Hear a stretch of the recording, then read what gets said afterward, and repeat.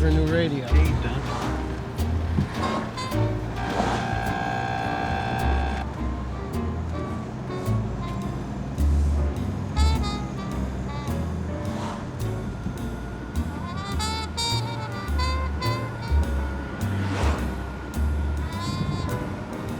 Get out of the way, you stupid ass!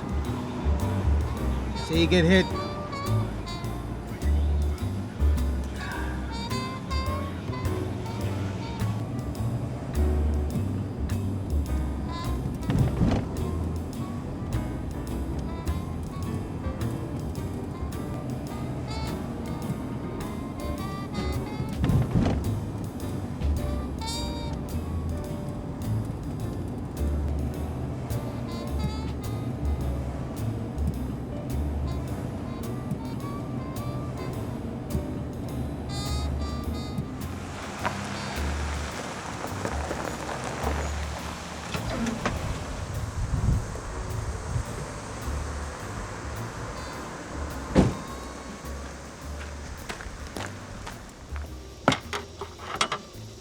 Hey, Sammy, what are you doing? Hey, Nick, can you sign off on my community service papers? Yeah, I'll do it after. Right now, get up on the ladder and scrape, will you? Sure Go thing. ahead, Sammy, do a good job. Yeah, all right, I'm out here. I said I'm here. You got it? All right, I'm coming in. I'll be right in. Hey, how you doing, Keith? How's it going? Good, man, how you doing? Pretty good, pretty good. It's a little light here today, but that's all right. Doing good? Yeah, this will be all right. Everything's going to be okay. It's not too bad. The structure's not as bad as I thought it was. We got a good group of kids, you know. We'll be okay. Absolutely. All right, well, listen, the reason they sent me here, actually, why I got you back here is we've been talking about you at the council meetings and all the work you've been doing. And, Thank you. We wanted to give you something. We all chipped in. It's not much, but here, they wanted you to have it. Oh, no, I couldn't do that, Keith. No, come on, please. They sent me here just to give this to you. I can't go back with this money. Come on. Really? Yeah, I mean, it's not a gold watch, but it's something. Oh, wow. All right? Really? Absolutely. Well, gee, thanks, Keith. Oh, thank you. I appreciate that. Thank you, man. I appreciate it. Happy Thanksgiving. Yeah, you have a good Thanksgiving, too, you and your family. Thank you. You got it. Thank you. Oh, and, listen, I've been talking to the guy about getting the power on in there. Yeah, I know. he's He's giving me dogging it. bullshit, I know that, because it's gratis, that's why. Right, exactly. But he said, after the weekend, I'm going to get him in here next week, I promise. All right, so maybe by Monday, Tuesday morning, we'll have it. Absolutely, you got it. Thanks, All right, brother. Thank you very much. Thank you. You have a nice holiday. Bye-bye. Huh? Yeah, what? All right, I'm coming right now.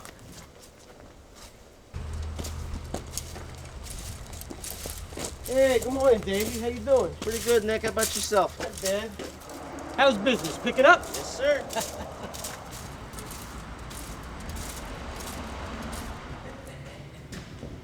Hey, Caesar, how did you get in the palace? Hello again, lovely as ever. That's all right, Ryan. Go ahead yourself. Take a break. Hey, Salami! You gonna take a shower finally? Once a year. Well, what do you think? We straighten out the floor, we do the roof, get the walls done. I think it's gonna be all right, right? It'll be good. It's gonna I be think good. so too. All right, let's get to work.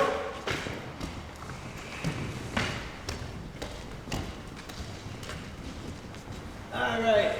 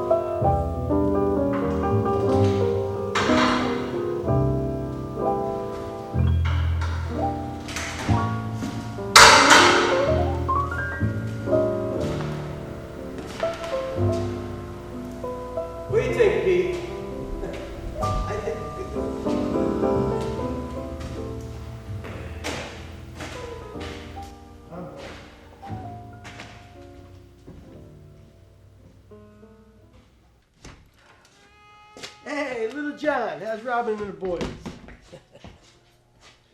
Hey, Jackie. Hey, Nick. How's it going, buddy? Not bad. How about yourself, Ah, huh? not bad. Grab a seat. Gonna celebrate Thanksgiving a little early. They got me off early today. Very nice. How's the rebuild coming?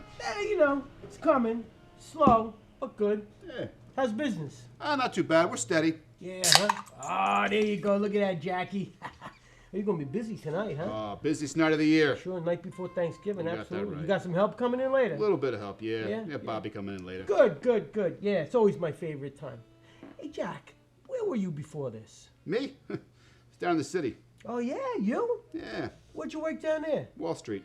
No kidding. Yeah, I was a trader. You're kidding me. Yeah, but then the hypertension and the high blood Yeah. pressure, I had to stop doing that. Wife said, you're going to get a heart attack. So we came up here to the Hudson Valley. Oh, you came up to paradise. Yeah. You work in the city, you drive an hour and a half up here to paradise. And so you bought this place. Well, that's all right. You know, it's a funny thing. The guy that owned this joint before you, his name was Jack, too. Really? Yeah, the real estate person didn't tell you that. Ah, Didn't tell me nothing. yeah. That rebuild's coming all right. I got a bunch of volunteers, you know, neighborhood kids. They work for the community action group, you know. They're good kids. They got good hearts. They don't know shit about shit from Shinola, but they're helping. It's all right. Ah, look at that, Jack, huh? You're my favorite bartender. Jeez, you could make a television commercial with that thing. It's beautiful. Let's see. Boy, that is good, Jackie. Hey, Jack. That guy's doing a hell of a job over in that house, Yeah, huh? it's been out for about 2 weeks now. It's coming. They're trying. It's getting better. You know, Newburgh really is beautiful. It's just hard to see it. It's covered up. Some spots look like shit. You can't see it. Covered with graffiti and garbage. But, you know, I remember when Newburgh was at its peak. Back in the late 50s, Newburgh was called the All-American City. Get out of here. I'm not kidding you. The All-American City. Can you imagine that? And only 65 miles north of the biggest city in the world, New York City. Whoa, what a beautiful place it was back then. Geez, I remember my mother taking me down to Water Street, you know. We'd have lunch at Woolworth's. We used to sit at the counter. The view of the river was absolutely beautiful. It looked like a movie backdrop. I think at the time, Jack, we ate lunch, tuna fish sandwich, chips and a soda for both of us, $2 with a tip. We try having that same lunch today, the same river view my mother and I had, it'll cost you $100 all day long. You know, the views never changed. The valleys never changed. We're the only ones that changed. Newburgh has great history, and theaters, forget about it, we had them all. We had the Ritz back then, the Broadway, and the Cameo. Now the only one that's surviving is the Ritz, and that's barely surviving.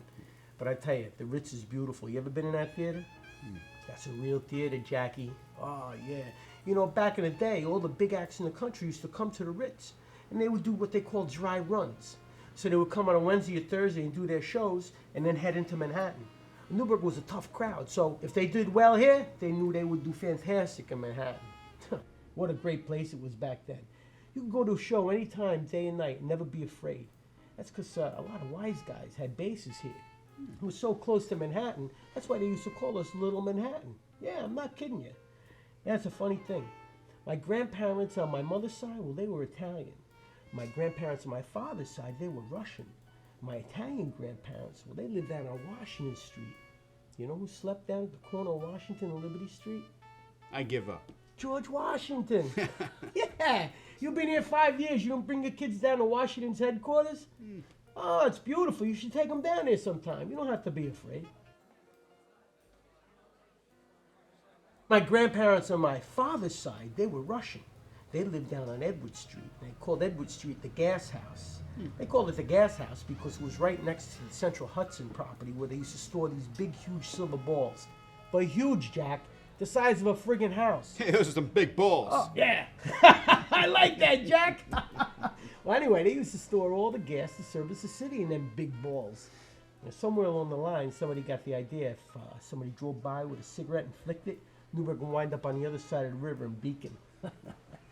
You know, Newburgh really started to grow around the turn of the century, late 1800s. It was kind of like a catch basin for the melting pot, you know. All the immigrants would come into Ellis Island, and New York City was so packed, the tenements were so crowded. So some of the people made their way up here. Newburgh was kind of like the overflow, you might say. for all the immigrants. You had everybody here. The Russians, the Jews, the Italians, the Poles, the Germans, everybody. That's why they call Newburgh the Sixth Borough. There's such a mix of people, you know what I mean? But, you know, it was tough. Tough growing up back then. Not like it is today. There was no such thing as public assistance. It was do or die. My father used to live down at the gas house in a little tiny apartment with his 3 brothers and 1 sister. He was second from the oldest. They were poor, like most of the immigrants at the turn of the century. You know what they had to do? They used to go steal coal to keep the apartments warm. Can you imagine that? My old man was 8 years old. He's down the railroad tracks stealing coal. Well, the first time he got pinched, he was 8 years old. And what do you think he does? He gives him a wrong last name. Now every time he gets pinched, he gives him a different last name.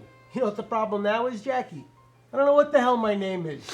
I keep getting my Social Security check. They keep cashing them, so what the hell? Yeah, my grandparents on my father's side, well, they were Russian. I told you they used to live down a gas house. My father said they had their own still on Edward Street. My father and his brother used to hide in the bushes and watch them. They used to make pure grain alcohol. My old man said those guys used to drink that shit and go crazy for a while. Now, my Italian grandfather, that guy on Washington Street, he was a junk man. Yeah, kind of like a modern-day scrap metal guy. Had a horse and a buggy. And down on Washington Street back then, they actually had hitches for the horses. He grew his own grapes in the backyard. He even had a few chickens running around back there. He had his own wine press in the basement. You ever have that homemade Italian wine? Oh, kicks like a mule. Back then, you could make a lot of money if you could hold a book, if you knew what you were doing, you know? My old man started shooting crap at the tender age of 12.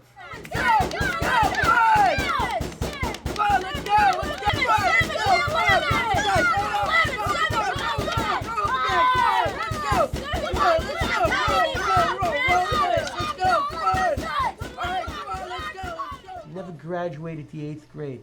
He became one of the best dice men in the business. My father married my mother when she was 17. He was 25. She was a beautiful Italian girl. She loved to dance. My old man, dice and cards. That was his ticket. He was some sharp operator, man. He rode around in a brand new 1939 Plymouth. They used to call him the Green Hornet. You know why, Jack? No. Because the Plymouth was green.